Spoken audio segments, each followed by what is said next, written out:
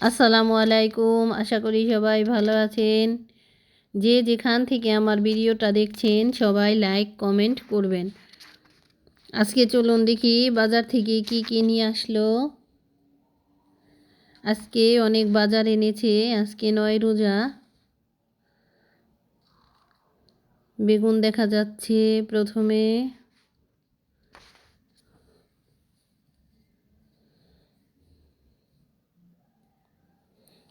তারপরে আর কি আছে এটার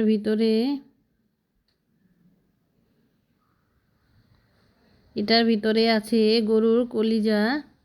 এটা আর বের করব না, এইভাবেই রেখে দিব। আজকে এটা রান্না করব না, এর জন্য আর বের করব না, রেখে দিব। এখানে আছে আরেকটা মাছ, এটা হলো চিতল মাছ, বড়। এই মাছটা করতেও অনেক কষ্ট হবে, ছোট ছোট আঁশ, অনেক বড়। তারপর আর কি মাছ আছে চলুন দেখি। তো এটার ভিতরে অনেকগুলা শিং মাছ।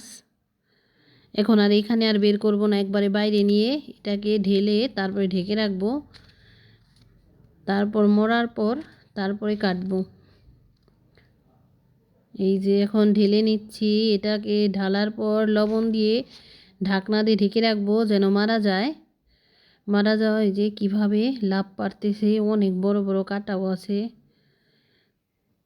আর এই মাছটাকে আগে কাটবো, কেটে ধুয়ে ফ্রিজে রাখবো, তারপর ওগুলা কাটবো। এই যে এটা রাসগুলো উঠিয়ে নিচ্ছি, অনেক সময় লাগতেছে। অনেক চিকন চিকন ছোট ছোট আঁশ।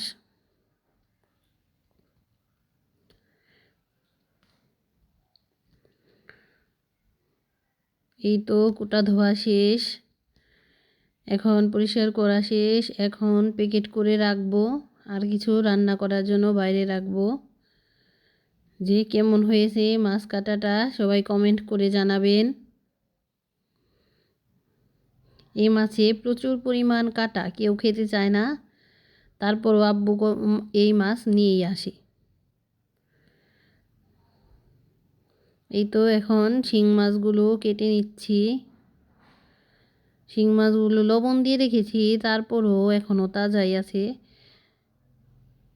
এই তো কিভাবে নড়ছে, হাতে থেকে ছুটে যেতে চায়। এখন কাটা হয়ে গেলে এগুলোকে শ্যাওড়া পাতা দিয়ে মাটির পাতিলে ভালোভাবে ঘষে পরিষ্কার করে নিব। অনেক সময় নিয়ে এগুলোকে ডলতে হবে। তো কাটা শেষ। এখানে অনেকগুলা মাছ মাটির পাতিলও দেখা যাচ্ছে। এই তো পরিষ্কার করা শেষ।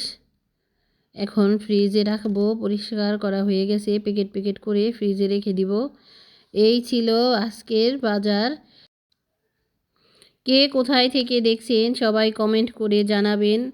সবাই ভালো থাকবেন, সুস্থ থাকবেন। আল্লাহ হাফেজ।